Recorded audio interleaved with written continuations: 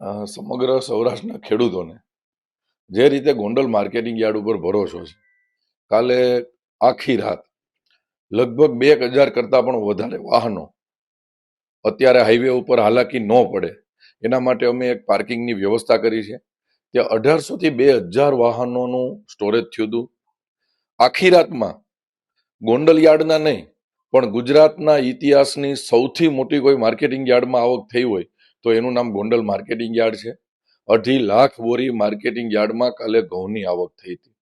અને એ જ બતાવે છે કે સમગ્ર સૌરાષ્ટ્ર, ભાવનગર, અમરેલી, જુનાગઢ, વેરાવળ, જામનગર, દેવભૂમિ, દ્વારકા, ગીર સોમનાથ, ત્યાંથી બી ખેડૂતો ગોંડલ માર્કેટિંગ યાર્ડમાં ઘઉં લઈને આવ્યા હતા.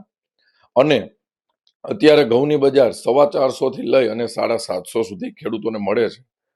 હું આમ તો તમારા માધ્યમથી સમગ્ર ગુજરાતના લોકોને કહેવા માંગુ છું કે તમારા પરિવાર માટે હેલ્ધી ઘઉંની રિક્વાયરમેન્ટ હોય તો તમે ગોંડલ માર્કેટિંગ યાર્ડમાં ઘઉં લેવા આવો.